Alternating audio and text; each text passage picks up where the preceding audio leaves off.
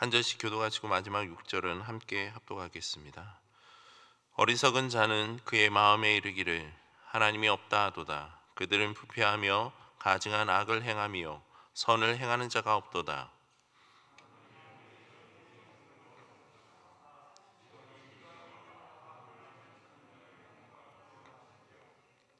각기 물러가 함께 더러운 자가 되고 선을 행하는 자 없으니 한 사람도 없도다.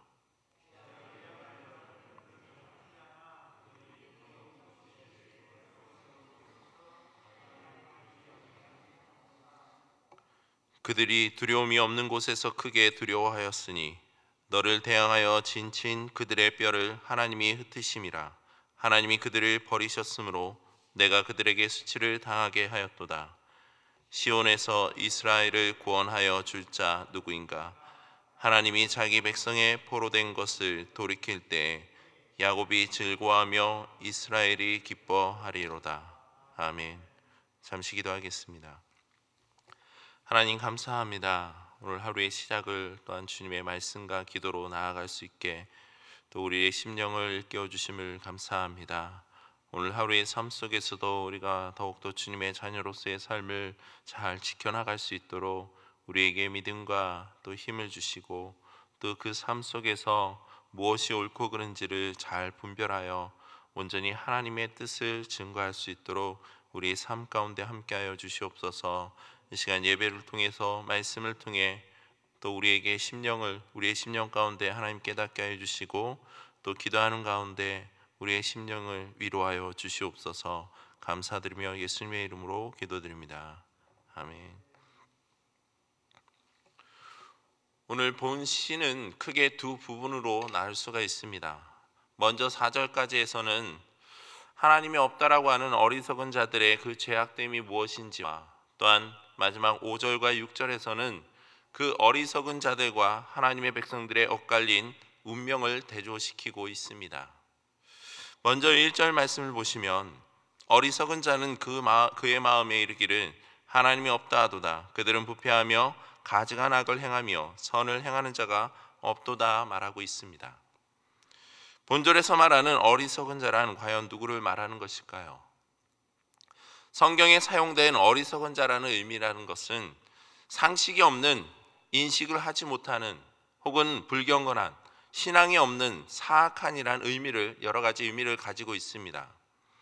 일반적으로 생각할 때 어리석다라는 것은 지적인 측면의 무지함을 지적하는 경우가 우리는 대부분입니다. 그러나 본절에 사용한 어리석음이라는 것은 단어의 의미와 본절에 나타난 그 마음에 이르기를 하나님이 없다 하도다라는 그 말에 통해서 알 수 있듯이 하나님을 인식하지 않고 또한 하나님을 경외할지 모르는 바로 신앙적 무지와 불경건을 지적하고 있다는 것입니다. 이것은 어리석은 자의 마음의 상태를 지적하는 것이기도 하지만 더 중요한 것은 그들의 어리석음이 어디에서 시작되었는지를 나타내는 의미이기도 합니다. 그것은 다름 아닌 바로 하나님을 알지 못하고 부인하는 데서 비롯됐다는 것입니다. 한마디로 하나님은 없다라는 의미입니다. 그렇다면 왜 그들의 마음속에는 하나님이 없다라고 할까요? 이유는 간단합니다. 하나님이 보이지 않기 때문입니다. 다르게 말하면 이는 자기의 존재의 근원을 부인하는 것과도 같습니다. 자신이 어디에서 왔으며 어디로 가고 또 왜 사는지, 왜 이 땅에 존재하게 되었는지를 제대로 알지 못하고 있다라는 겁니다. 그리고 그러한 이들은 어떤 모습입니까? 부패하고 가증한 악을 행하며 선을 행하지 않는 모습과도 같습니다.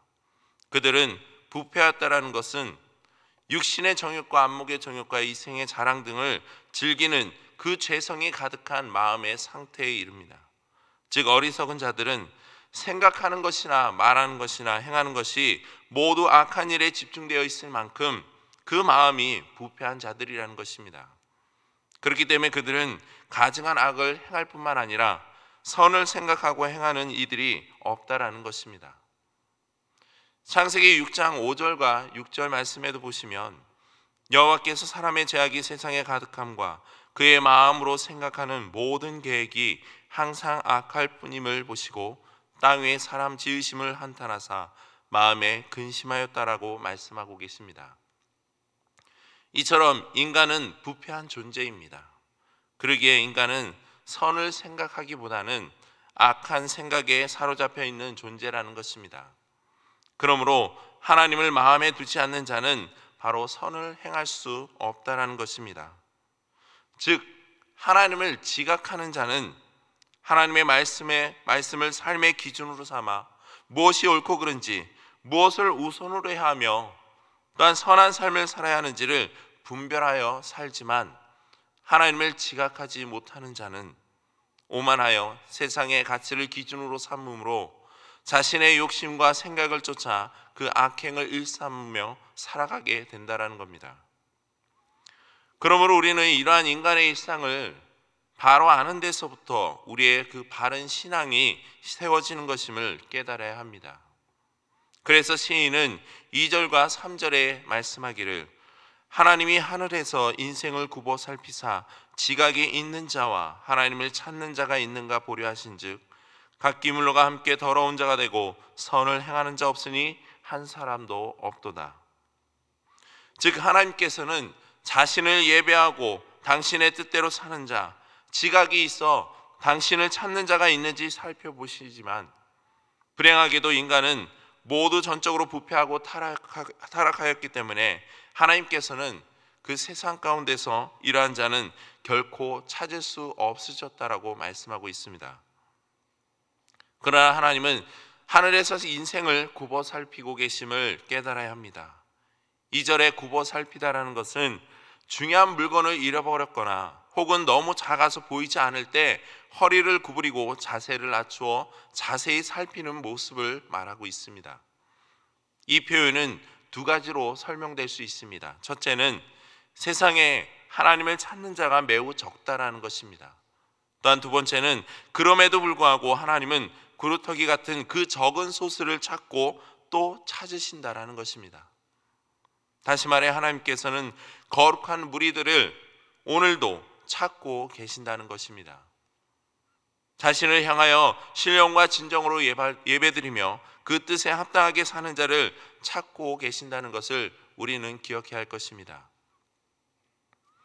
이러한 사실을 바탕으로 한 가지 더 우리가 깨달아야 할 것은요, 하나님께서 지각이 있는 자들을 찾는다라는 것은 바꿔 말하면 인간은 스스로 하나님을 찾을 능력이 없다라는 사실입니다. 그럼 왜 찾을 수 없는 것일까요? 그것은 인간에게는 지각이 없기 때문입니다. 본문에 나타내는 지각이 있는 자라는 것은요, 통찰력이 있는, 분별력이 있는 자라는 뜻으로 하나님의 존재를 인식하고 있을 뿐만 아니라 하나님이 무엇을 원하는지를 바로 알고 있는 자를 의미하고 있습니다. 그런 점에서 인간이 스스로 하나님을 찾을 능력이 없다라는 것, 즉 지각이 없다라는 것은 하나님을 알만한 지식이 인생 가운데는 없는 것입니다. 다시 말해 하나님을 알지 못하기에 하나님을 찾지 못하는 것입니다. 그렇다고 하나님께서 당신을 알지 못하도록 인간인 우리에게 일부러 자신을 숨긴 것은 아닙니다. 인간에게는 본래 하나님을 아는 지식이 존재하였습니다. 그것은 하나님이 인간을 당신의 형상대로 지으셨기 때문입니다. 그래서 인간은 하나님을 찾고 하나님을 부르며 하나님과 교제를 나누는 존재였습니다. 물론 하나님과 인간은 전적으로 구별된 존재입니다. 그러나 하나님과 인간 사이에는 하나님의 형상이라는 그 공통점이 있기에 인간은 충분히 하나님을 알고 찾을 수 있는 것입니다. 하지만 인간의 그 죄악됨, 타락은 인간에게서 그처럼 하나님을 아는 그 지식을 빼앗을 뿐만 아니라 그러한 인간의 타락과 함께 하나님의 그 형상을 상실하고 말았습니다. 그로 인해 인간은 스스로 하나님을 찾을 능력이 없게 된 것입니다. 바꿔 말하면 인간은 스스로는 구원을 얻을 수 없다라는 것입니다. 그래서 하나님께서는 인간들에게 당신의 존재에 대해 계시하여 주십니다. 구약 시대에는 특별한 사람들과 선민을 택한 이스라엘 민족들에게만 당신을 계시하였으며 신약에 와서는 만민에게 당신을 계시하여 주셨습니다. 그것이 바로 성경의 말씀입니다. 우리는 이 성경의 말씀을 통해서 우리의 죄성을 바로 깨닫게 되고 하나님을 바로 알게 되므로 다시 하나님을 찾을 수 있는 바로 통로가 열리게 된 것입니다. 무엇보다 그 통로가 다름 아닌 우리의 구원자 되시는 오직 예수 그리스도이심을 깨닫게 해주셨다라는 사실입니다. 그러므로 우리는 우리가 어떤 존재인지를 먼저 깨달아야 하며 그로 인해 하나님의 존재 또한 바로 알게 되며 그리고 우리는 그분을 찾게 되며 그분을 나의 삶의 기준으로 삼고 섬기게 될 줄 믿습니다. 그 결과 우리는 지각이 있는 자로서 이 땅 가운데서 하나님의 자녀로서 선한 열매를 맺도록 노력하게 될 줄 믿습니다. 이와 관련해서 시인은 5절과 6절을 대조시키며 어리석은 자와 지각이 있는 자의 엇갈린 운명에 대해 이야기하고 있습니다. 먼저 5절 말씀입니다. 그들이 두려움이 없는 곳에서 크게 두려워하였으니 너를 대항하여 진친 그들의 뼈를 하나님이 흩으심이라. 하나님이 그들을 버리셨으므로 내가 그들에게 수치를 당하게 하였도다. 먼저 시인은 어리석은 자들이 두려움이 없는 곳에서 크게 두려움에 사로잡혔다라고 묘사하고 있습니다.